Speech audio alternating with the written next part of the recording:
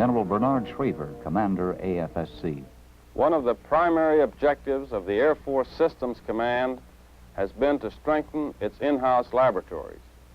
The activation of a permanent research and technology division with its headquarters at Bolling Air Force Base is a major stride in this direction. This division, under the command of Major General Marvin Demler, will be responsible for field-level management of the Air Force's research and advanced technology programs. Gentlemen, the mission of the Research and Technology Division is clear-cut. As General Schriever has stated, the basic objective of the division is to strengthen the laboratories of the command. This means that we will take all steps necessary to increase the technical capability and performance of the laboratories. The present laboratory structure will be realigned into several major laboratories. You can see that each one will be accountable for a specific area of technology. Each will plan, formulate, and execute the Air Force System Command's applied research and advanced technology programs in its field. Together, they cover the spectrum of the division's responsibilities. Suppose we tour some of our major Air Force laboratories and see a few examples of the work being accomplished. The Materials Laboratory, Wright-Patterson Air Force Base, Dayton, Ohio, fulfills a unique and increasingly important function for the entire Air Force, as well as the Department of Defense and NASA. This is because structural and performance requirements in the space age have gone far beyond the capabilities of conventional materials, especially in the realm of extreme heat. Here we see the developing of methods for the fabrication of refractory metals. In this operation, a billet of molybdenum is sprayed with a glass emulsion. The billet is then heated in an induction furnace. At higher temperatures, resistance to deformation drops. The glass emulsion acts as a lubricant when the billet is forced through the die by the 700-ton high-speed extrusion press.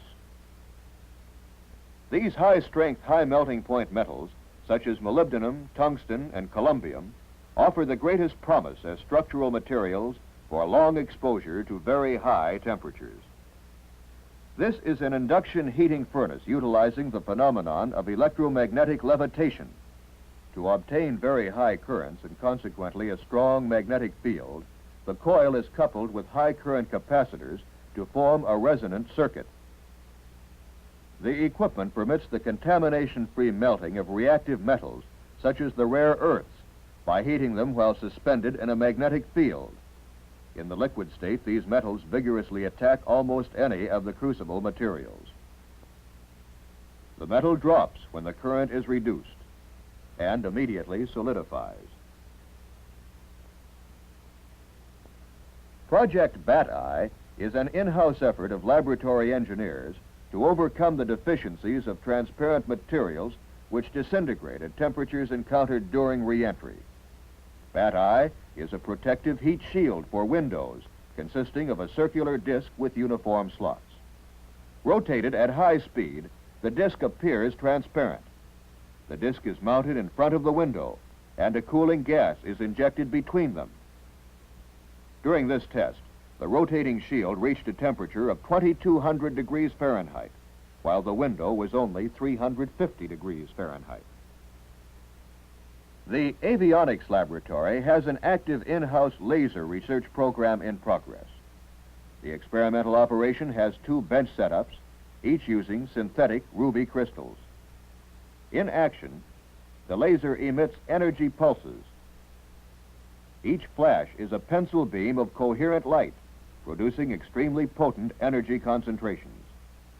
Shown with its associated optical equipment, the laser in its advanced stages may be used for aerospace vehicle defense, for navigation, and for communication.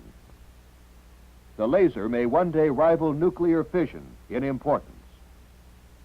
The electric propulsion devices developed by the Aero Propulsion Laboratory and its contractors are tested in this experimental facility designed by the laboratory engineers. Contact ion engines and pulse plasma devices are developed here, as is this thermal arc jet. A close-up view of the hot exhaust clearly shows the shock diamonds. The electric propulsion work performed at this laboratory may eventually provide the Air Force with its maneuverability in space. The Aero Propulsion Laboratory is also developing a self-maneuvering backpack.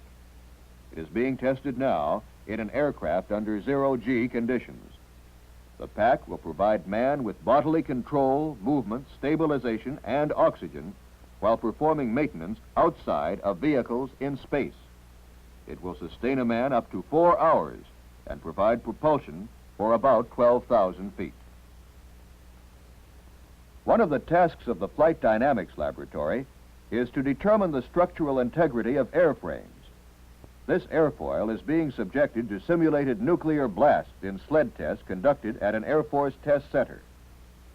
Data obtained from high-speed photography are correlated with existing prediction techniques to determine aircraft vulnerability and escape envelopes for delivery of conventional or nuclear bombs. Back at Wright-Patterson Air Force Base, another project being explored by the Flight Dynamics Laboratory is the field of electrofluid mechanics. A normal bow shockwave effect is shown first in these two views of supersonic gas flow over aerodynamic bodies.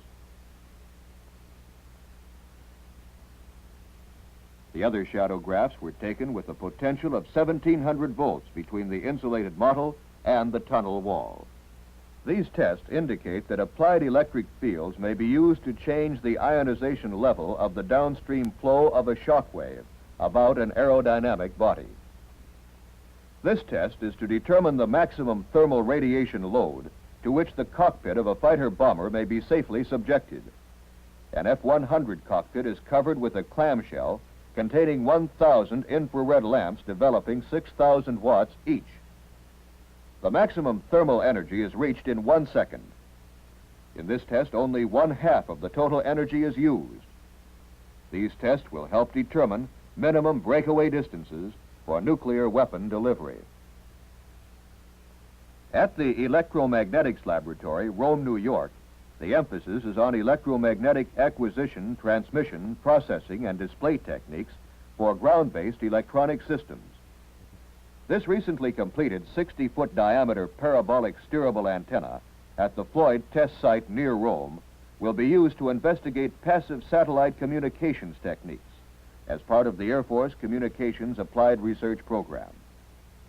This dish, with its associated electronic equipment, will provide the means of determining the feasibility of communicating by way of a passive spherical satellite.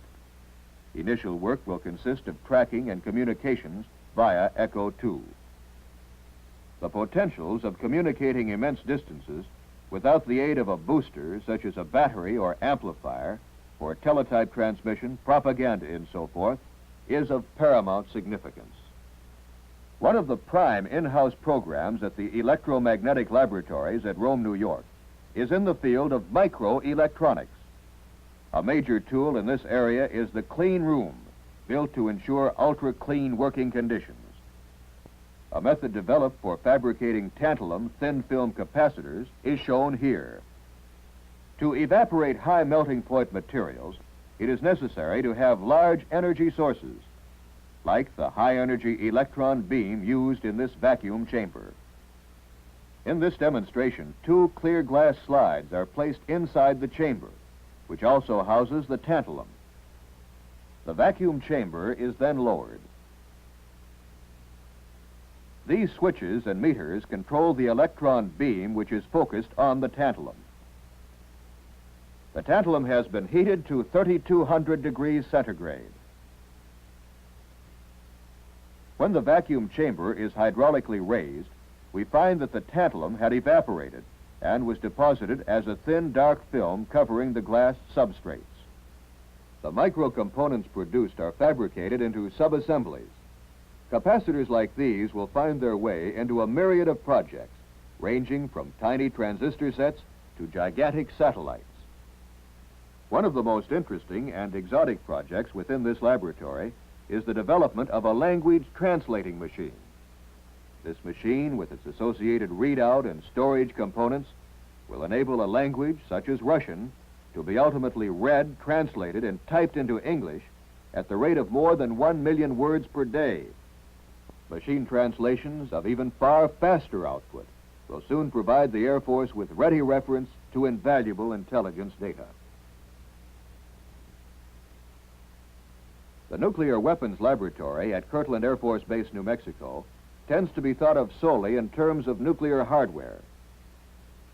The laboratory also conducts a considerable amount of in-house research in the basic sciences. A well-equipped radiochemistry division is chiefly concerned with the analysis and separation of radioactive compounds. A variety of extraction techniques, distillation setups, and laboratory apparatus are used. This chemist is using a fluorimeter to measure the uranium content of sodium fluoride pellets. Using exploding foil techniques, the laboratory is able to produce high-energy shock waves. This is part of the operation in testing the ability of new materials to withstand high-pressure, short-duration shock waves. In these experiments, a capacitor bank is discharged across a thin foil, vaporizing it and sending a shock wave against the material being tested. The results are photographed with high-speed cameras. Several of the experiments are shown being photographed at a speed of 2 million frames per second. This physicist is working with the complex instrumentation used for detecting protons in space. He is using a pulse height analyzer and counter and an oscilloscope to assist him in the analysis of the proton detector. The oscilloscope shows the traces made by the individual protons as they strike the detector. The counter registers each pulse. The pulse height analyzer continuously prints out a summary of what occurred, showing the number of protons and their energy levels. This is part of the vast facilities of the Rocket Propulsion Laboratory at Edwards Air Force Base, California. The work accomplished here ranges across the entire spectrum of rocket technology, from basic laboratory research to propulsion system testing. In the laboratories, chemists and chemical engineers are responsible for developing standards and specifications for Air Force rocket propellants. Typical of the trials conducted are these ignition delay tests to determine the time required for new propellant combinations to ignite after injection. Here we see the effect of a delayed ignition. To investigate the possibility of gelling liquid propellants, a series of tests are currently being pursued to explore the performance of such propellants in a pump-fed, regeneratively cooled rocket engine. This is a hot destruct test of a Minuteman motor. Solid propellant rocket motors are subjected to damage by fire, detonation, and incendiary gunfire to establish safety criteria. Each in-house laboratory will have two main elements: research techniques groups and technology applications groups. Research techniques groups will be the hardcore source of scientific investigations. They will explore materials, techniques, and processes of yet undetermined military value. The applications groups will utilize technology to explore the military potential of scientific advances. These are the faces of research and technology personnel: lab technicians, engineers, and scientists, all adding to the nation's pool of fundamental knowledge, developing, testing, and evaluating components for aerospace research vehicles and weapons systems. R&TD will maintain a close working relationship with other organizations in the Air Force Command, such as the Aerospace Medical Division with its many test facilities, and the Cambridge Research Center with its applied research in geophysics. Theories and discoveries will be exchanged with other scientists, engineers, inventors, and hypothesists through programs sponsored by universities, research institutes, and industry throughout the United States and allied countries. From their exacting studies can come detailed knowledge that may pry open the secrets of the universe. Since any undertaking can only be as successful as its personnel, the Research and Technology Division intends making careers for both military and civilians attractive and productive. Total resources will be utilized to make available the latest equipment, the newest techniques, and a free hand in research and experiments not usually found elsewhere. Naturally, gifted scientists and engineers must bear in mind that the paramount objective toward which their initiative and imagination must be channeled is toward potential Air Force application.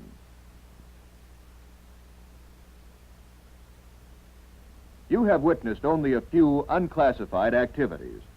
This is but the prelude to the exciting achievements being accomplished throughout the laboratories of the Research and Technology Division.